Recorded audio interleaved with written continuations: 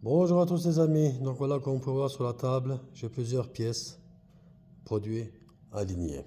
Voilà, donc j'ai tout préparé pour vous faire la vidéo. Vous avez une BMW, n'importe quelle série, n'importe quel modèle, que quand vous ouvrez, ça c'est le cache-culbuteur, hein, donc c'est ce qui vient au-dessus, au-dessus de la culasse. Hein. Donc le bouchon de remplissage, voilà. Quand vous l'ouvrez, si ça fait de l'air, ou alors que de l'huile gicle, ou que vous avez peur d'ouvrir d'un coup parce que ça gicle partout d'huile, que vous avez de la fumée blanche à l'échappement, que vous avez une odeur de brûlé d'huile à l'échappement. Ça c'est la valve tronique, c'est ce qui règle, comment dire, l'avance ou le calage de la distribution, voilà, automatique, enfin bref, le moteur Valvetronic. Vous branchez la valise OBD dessus et ça vous marque Valvetronic ou un problème voilà, de défectueux. Donc je vais vous expliquer tout ça, comment ça arrive. Ici, on a l'ancienne culasse, la BMW. Donc il y avait une fumée blanche avec une odeur de brûlé. Bon, j'ai dit, c'est les joints de queue de soupape. Ah, donc c'est ce fameux truc avec le ressort, la tige de soupape. La soupape elle est de l'autre côté en dessous, hein, de la culasse. Voilà, mais en démontant, qu'est-ce que je vois? Boum, Arbacam, ça c'est de l'acier. Vous voyez là, c'est la crevasse que ça a fait.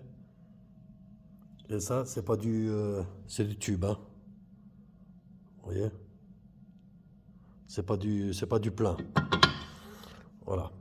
Donc, toujours pour économiser, hein, voilà, pour faire toujours plus léger. Voilà, un peu plus. Là, il était pété et vous avez deux morceaux d'arbacam dans les mains. Alors, ça c'est de l'alu, la culasse, la ferraille. Donc tant que c'est alu-ferraille, ça va, ça glisse dedans, hein, c'est bien lisse, hein, ça lubrifie.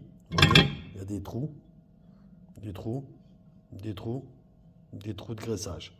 L'huile vient là et ça lubrifie, comment dire, le palier. Vous avez aussi des trous en haut qui lubrifient d'en haut. Enfin bref, voilà.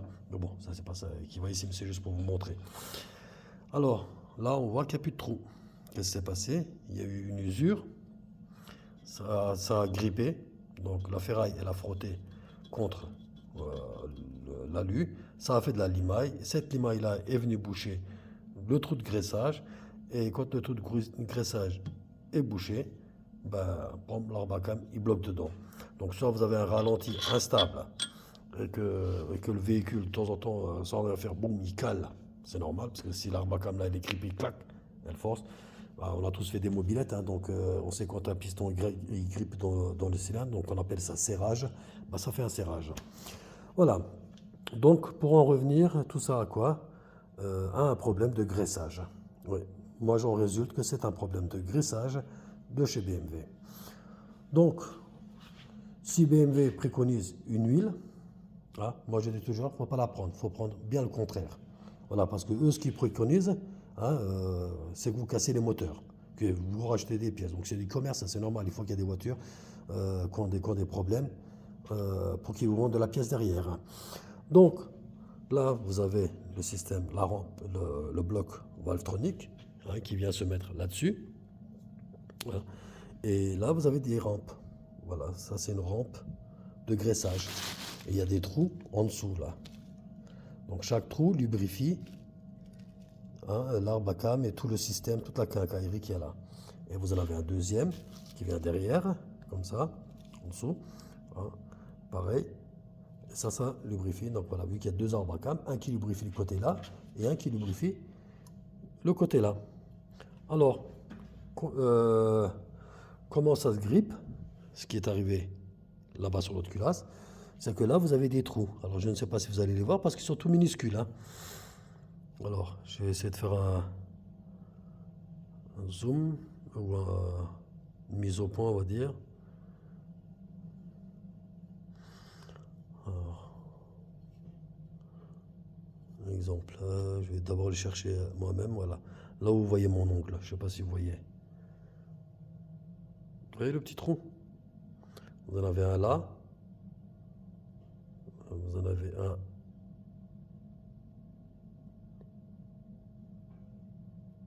ici. Vous voyez comme ils sont petits?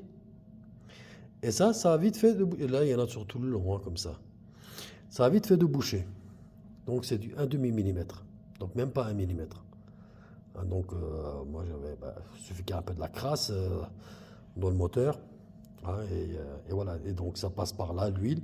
Elle passe par là-dedans. Vous voyez, il y a un trou. Passe par là-dedans, puis ça va là-dedans. Et ça fait quoi? Ça pulvérise. Ça fait comme un injecteur. Ça pulvérise. Donc, ça fait un nuage ou des vapeurs d'huile, hein, qui lubrifient. Donc, c'est pas de l'huile qui pisse directement sur les trucs. Ah, sinon, ça giclerait partout. Vous voyez, ça fait comme un film, comme un brouillard. Voilà. Et donc, ça a vite fait de boucher. C'est pour ça qu'on vous dit vidanger régulièrement. Hein. Pas faire comme le constructeur, oui, l'huile longue life, 30 000 km et vas-y, on y va. C'est que pour vendre et puis c'est pour que vous, voilà, vous cassez. Plutôt vous vidangez, mieux c'est. Hein, donc, votre moteur, il reste toujours propre, il n'accumule pas de la saloperie. Regardez, ça c'est une culasse d'occasion. Regardez dans l'état qu'il y a. Hein. Bah, tous ces machins-là, ils y vont et puis à un moment donné, ils passent toujours. Vous voyez. Alors, là, vous avez le filtre. Hein. Quand vous démontez un filtre, examinez toujours entre dedans. Moi, j'ai retrouvé des morceaux de plastique rouge, qui étaient la chaîne de distribution. Voilà, c'est des plastiques rouges. Voilà, il manque un morceau ici, le morceau il est là. Vous voyez? Et donc là, il manque une petite partie aussi. Voilà, ça s'est retrouvé dans le moteur. Donc là, en même temps, j'en profite pour changer la chaîne de distribution.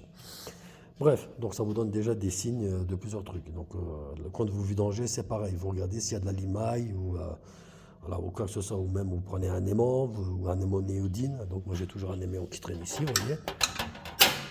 Voilà, ça c'est du néodyne. Et ça, vous passez dans l'huile, vous voyez tout de suite s'il y a de la limaille qui est collée. Après, vous passez de la limaille qui est collée. Voilà. Bref, donc cette compression, l'air qu'il y a là-dedans quand vous ouvrez le bouchon, l'air, ça vient de quoi? Ben, vous avez votre soupape, hein, qui est ici. Ça traverse la tige, elle traverse ici. Donc vous mettez ça, vous mettez ensuite votre ressort, puis les clavettes pour maintenir. Vous voyez ces petites clavettes. Et donc ça, à un moment donné, quand ça s'use, hein, vous avez la tige de soupape qui monte et qui descend au fur et à mesure que l'arbacam, elle tape dessus, ça s'use. Et quand ça s'use, le trou là, il devient légèrement plus grand que ça. Et il ne faut pas grand-chose à l'huile pour pénétrer. Quand l'huile il pénètre là, ça va où? Ça va dans la chambre de combustion. Et avec le mélange air, essence plus huile, c'est que vous avez une fumée blanche à l'échappement avec une odeur de brûlé d'huile, tout simplement. Donc, ici, un bon exemple donc, qui est sorti de cette culasse. Hein. Je vais vous montrer, si j'arrive à vous faire un bon zoom. Voilà. Non seulement elle a cassé ici, vous voyez là, la petite déchirure. Là, il y a un ressort. C'est une bague, c'est un ressort, c'est fait exprès, c'est pour étrangler le goulot pour que ça épouse bien la forme de la tige. Et là, en dessous, vous avez regardé là. Vous voyez là, on voit la tige à travers. Ça, c'est du métal. Le corps est en métal et vous avez la partie là au-dessus qui est un joint en gros. Voilà, c'est du métal avec la partie là qui est en joint qui est collée là-dessus. Voilà. Et là, alors ça laisse pénétrer l'huile. Et je ne vous explique pas tous les encrassements, parce que quand j'ai démonté les sorties d'échappement, bon ça c'est les admissions, mais les sorties d'échappement, il n'y avait plus qu'un doigt qui rentrait dedans. Hein. C'était de la suie qui a collé, du goudron qui a collé, ça a fait carrément un bloc. Et voilà. Donc, et sur ces tiges-là, revenons à ces rampes de graissage, donc moi je les ai repercées, donc plus gros. Et là, il n'y a pas photo, on les voit nettement mieux. Attendez voir, je vais me rapprocher. Voilà, vous les voyez là? On les voit même plus simplement. Mieux, vous voyez? Mise au point. Je les ai repercés à 1 mm. Donc, pour éviter que ça rebouche et que ça me refasse ce bazar-là. Et pour remédier au problème, qu'est-ce qui fait l'usure des paliers ou la friction, hein, ben, c'est aussi la qualité d'huile. Hein, donc ici, j'ai deux huiles, hein, Motul et Castrol. Hein, donc que les deux. Hein, donc Motul, ça je connais depuis 20 ans. C'était l'une des premières huiles qui, voilà, qui faisait pour BM, qui mettait dedans. Voilà. Et la 1060, je ne dis pas, c'est une très bonne huile. C'était l'huile qui était déjà dedans. Donc le véhicule, quand j'ai acheté, il y avait une étiquette de 1060. Moi, je me dis pourquoi ils ont mis de la 1060. Ah ben, ils ont mis de l'huile un peu plus épaisse pour pouvoir combler au problème de fumée. Vous voyez déjà moi. Mais si vous avez déjà des tout petits trous ici, comment voulez-vous que cette huile épaisse, eh ben, elle passe là-dedans? En plus, ils étaient à moitié bouchés. Des fois, je tirais, je voyais des morceaux de joint, des pâtes à joint. Donc, comme dit de la pâte à joint, hein, c'est jamais très bon. Il faut vraiment en mettre très peu. Hein, vous voyez, comme ces endroits-là, on en met juste là, juste dans les trucs là, dans les coins. Vous voyez, dans les endroits là. Bah, il y en a qui en mettent quasiment partout. Et donc, après, vous avez toujours des morceaux de joint qui circulent partout. Donc, voilà, vous prenez un set comme ça, forêt de 1 mm, vous repercez ces rampes qui a déjà un meilleur passage. Donc ça, c'est de la très bonne huile, là, c'est de l'huile haute performance, même je dirais. Donc plus que là, c'est élevé, mieux c'est. Un moteur frictionne à chaud et à froid. Et à froid, moins que c'est, mieux c'est. Donc j'avais mis déjà de la casserole, la Magnatec 540 dedans. Et là, maintenant, j'ai trouvé la 040. Ça, c'est l'huile que je vais mettre dedans. Comme ça, dès les premiers tours de contact, vous avez déjà une lubrification qui va tout de suite se faire en haut. Elle est très fine, hein, le 0, donc ça va largement passer là et lubrifier tout le haut de la culasse. Et 40, que j'estime que c'est une bonne épaisseur, hein, à chaud, pour créer un film de protection. Voilà. Si je trouve de la 50, je mettrai même de la 50, 0,50, vous voyez. Si je trouve de la 60, je mettrai même 0,60. Voilà. Et pour en finir, ça ne suffit pas, même si j'ai la meilleure huile ou quoi que ce soit. Moi, j'ai pris l'habitude de mettre toujours du Mécaron. Hein, donc ici, il m'en reste un tout petit peu. Bon, ça, c'est pas le flacon, ça, c'est voilà, mais voilà, j'ai mis là-dedans, il m'en restait un peu.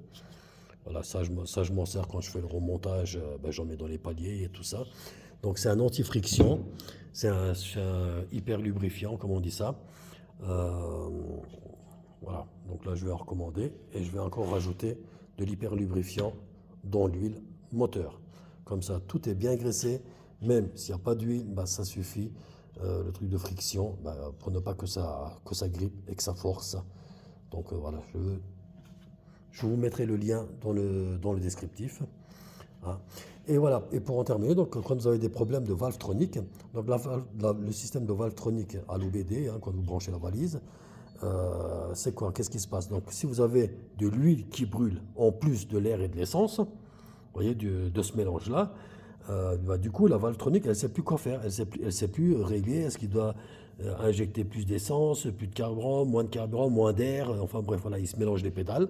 Ah bah, ça vous donne un défaut de valvetronique. Souvent, les gens ils pensent que le moteur est foutu, alors ils changent le moteur, alors que le problème vient à la base, tout simplement, de ces joints de queue de soupape. Donc n'hésitez pas à mettre votre nez, hein, dans le pot d'échappement et à sentir, à observer si ça ne fait pas de fumée ou quoi que ce soit. Voilà, je vous dis à bientôt. Ciao, ciao.